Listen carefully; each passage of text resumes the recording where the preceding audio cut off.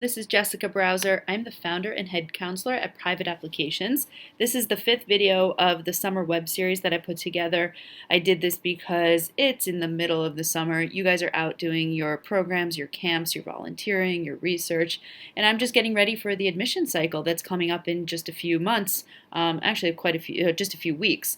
So what I was doing is just finding some commonly asked questions. I do spend a lot of time on Skype answering questions with my students and families from all around the world, and a lot of that information is shared and we have interesting conversations, and I'm always talking with these students, whether they're in America or, like I said, somewhere in the world. But Skype's a great tool, and with this video I can also record. So I thought I would start taking some of the topics that I talk about with the students, putting them into video, and sharing them with a bigger audience. So the question from today, the one that I thought would be interesting, comes from a student that he's in boarding school, and he just sent me a note because he said, I've recently been assigned my school counselor. What should I do from now on to benefit our relationship so I can improve my chances for admission? I thought this was a great question, especially for the video, because I'd like to answer this for the high school student who's going to apply to college, and also the college student who's applying to graduate school. No matter where you are in your education, no matter how old you are, no matter how many degrees you have, you should be assigned a school counselor if you're currently in school. That school counselor has been assigned to work with you to help you with applications to your next level school. So that's, like I said, for a high school student to college, or if you're in college applying to grad school, or even if you're in grad school, you might have a counselor who is helping you get a job. So everybody, some way or another, has an in-school counselor. What's my role then as an education consultant? A lot of people ask that. Well, what's your role if I already have a counselor? Why do I need an extra consultant? Well, this is how I explain it. Everybody has different needs. Everybody has different goals, and everybody who works with a counselor is assigned to somebody different. Okay, so your counselor might not be as experienced in the area of interest, or in your area of interest, or where you're thinking of applying to school. Every high school counselor is different. Every career counselor is different. Every graduate school counselor is different, and all of these counselors also have a lot of responsibility. Depending on where you're in school, your school might be big, your school might be small, but your counselor might be working with a lot of students at the same time, and they don't necessarily have the resources, the time, the energy, or the expertise to give you the attention that you need. I work with students at all ages, from all different backgrounds, both academically and socially. So I have some students who come to me because, they're on track with their high school counselor, but they have this problem because they have a disciplinary record at school and they're not exactly sure how to handle it. And, the counselor at school is not exactly sure how to handle it in order to maximize the chances for admission. I also have students who come to me because they have different learning challenges and they need special programs, and the counselor at their school just doesn't have the expertise in that. So there's many times where the in-school counselor will reach out to me. They'll say, hey, I have this student, I'm not exactly sure how to help them, or I just don't have enough time to help them. Can you get involved? Here's their contact information. And that's kind of my role with the counselor at the school. After that, I don't usually have that much communication with your in-school counselor. There are times where the counselor will call me in the middle of the process because they have a question about something, or they want to give me an update. So there's communication, but for the most part, in-school counselors do their thing and I do my thing. I provide the extra help, the extra support, the extra expertise that you might be looking for, that you might need. So another big part of my role, and this is actually the most important part of my role, is helping you maximize your relationship with your in-school counselor. That's because your in-school counselor is going to play a very big part as your advocate in the admissions process or the career search if you're graduate school and looking for a job. You have this counselor, they are your advocate, and they're in a very special position because they can communicate with the programs that you're applying to. As an independent counselor, I cannot do that. It's very rare that I can pick up the phone and call an admissions counselor at a university on your behalf. It's happened before, but those are special cases. Typically, though, your in-school counselor is your advocate. They can pick up the phone, they can send an email directly to an admissions counselor who makes a decision This is a very special role that the in-school counselor has, and because of that, you need to be on good terms with your counselor. In many ways, your in-school counselor should become a very close confidant, okay? You could use the word best friend, bestie, whatever.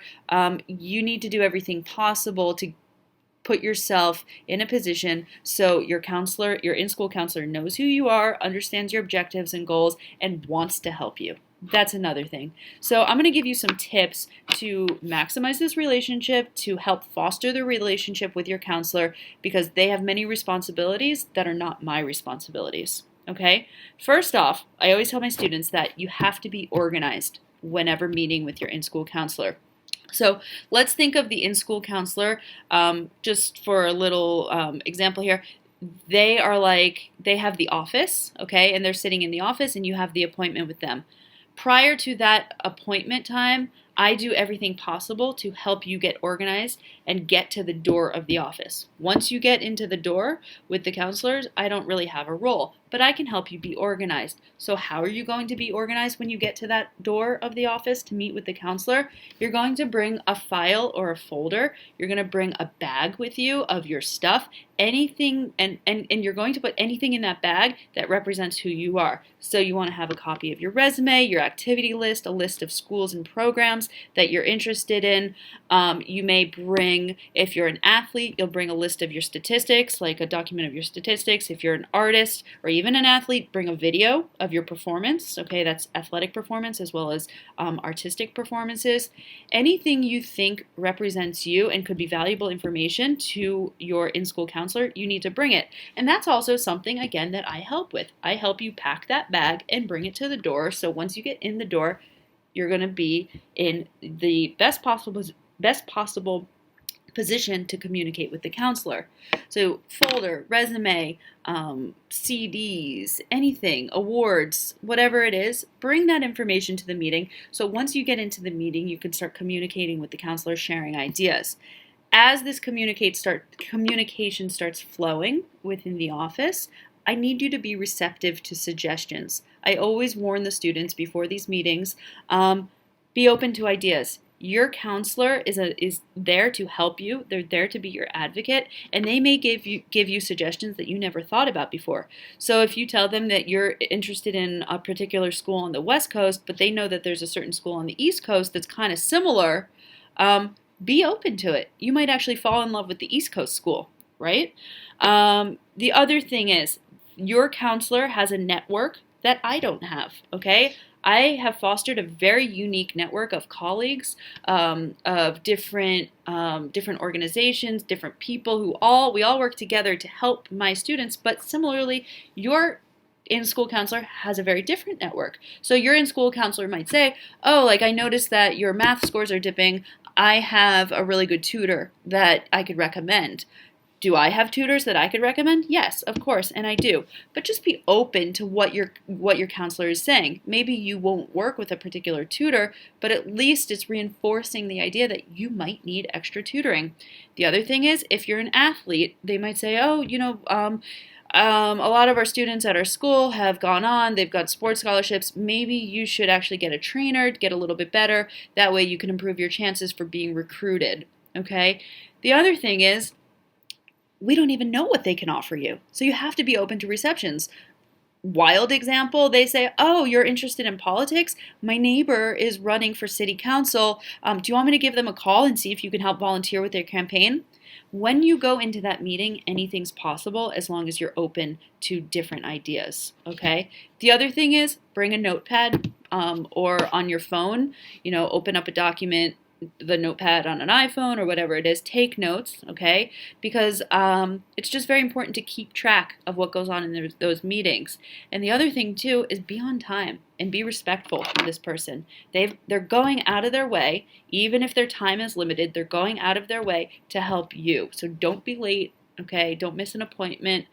Don't show up extremely tired. Put your best foot forward, no matter how young you are. Okay, I don't care if you're in high school. I don't care if you're in college. I don't. You might consider yourself young, but it's never too late or too early to start being professional. Okay, because respect is a very important part of this process, and if you treat your counselor nicely, they should also treat you nicely in return. The other important thing is know who you are. I do spend a lot of time with students getting them prepared for these meetings so they can maximize their time their time in the meetings with the counselors. So I help you identify your strengths, your goals. I help you prepare some of your lists that you're bringing to the actual counselor. But it's also okay to tell your counselor exactly what you like and what you don't like. So you need to be true to yourself in these meetings. While they may be giving you ideas, while I may have given you certain ideas, it's your time in the meeting to answer questions, know who you are, and know what you want. So for an example, if the counselor says to you, well, do you know what you want to study in college? You're not going to say, well, I don't know what I want to study. You're going to say, I know I don't want to go into the sciences, but otherwise I'm not sure. Okay? It's okay in these meetings if you're not exactly sure who you are and you're not exactly sure who you want to be, but you should start expressing some type of language that shows that you're at least getting a little bit closer to identifying what you're looking for. Because if you can't identify some of your wants and desires and some of your goals, it's very hard for somebody else to help you. Okay, I get that a lot with students. I do have students who say, I don't know, I don't know. Well, I can offer a lot of different pieces of advice, but if you can't communicate with me about what you want or what you don't want, okay, then it's very hard for me to help or anybody else, like your in-school counselor, to help. Communicating what you don't want is actually a very positive way to get closer to your goal. Okay, it's process of elimination, and it's a great tool to use in a meeting with somebody like your in-school counselor. And also, using this type of language expresses a certain type of maturity. This person knows what they don't want. This person knows what they don't want. I respect that. And that's a good thing. And this goes back to your counselor being your advocate. There might be different times throughout your admissions cycle where you need help from this counselor. So if you've fostered a very positive relationship with this counselor from that very first time where you walked up to their door for that first meeting, if you've fostered a positive relationship, you've been organized, you've been receptive to suggestions, and you've communicated by expressing your likes and dislikes, this counselor will probably advocate for you a little bit harder and a little bit better. Okay? The more they know you, the more they can help. And the in-school counselors really do help. They have so many responsibilities that go beyond sitting with you in that first meeting and giving you a couple suggestions on where they think you should go to school. Your school counselor writes a letter of recommendation for you, typically. That's on the undergraduate level and in some cases on the graduate school level. These advisors write a letter on your behalf. So if they're going to write a letter for you, you want that letter to be good. It shouldn't just be like, oh, John is a really nice person and I've enjoyed my meetings with him and I think that he's really destined for success in his future. That's okay. It's a positive letter. But isn't it a much better letter? John's been very active in his community for the past 5 years. I'm familiar with his accomplishments at his church, and I also am aware of his desire to go into community service and work as a social entrepreneur in the future. Therefore, I can fully and wholeheartedly recommend him as an MBA candidate. That's a lot better, right? The more they know you, the more detail they can add, the more they can bring color to your application. And again, the more they know you, the more easily they can pick up the phone and perhaps talk to an admissions consultant at a university or college or graduate school program and speak on your behalf. So I really encourage you to take these meetings seriously. Take your time with your counselor seriously. Your counselor can make a huge difference. And I will say, there are fantastic counselors out there who go above and beyond, but sometimes you might not have a great counselor, and that's also okay. So in that case, if you don't have a great counselor, find somebody else who can help you. no matter where you are in this cycle, in this admissions process, no matter how old you are, you're starting something new. And you're not expected to fully understand what that is. If you're a high school student getting ready to go to college, or college student getting ready to go to graduate school, you both are embarking on a similar but different process, and you need people to help you. You shouldn't do it alone. Take advantage of whatever resources there are. Okay, so your your in-school counselor, try to foster that relationship. If it doesn't work out, try to get help somewhere else. Education consultants like myself can really complement some of the areas that counselor cannot fully give attention or time to, or just an expertise.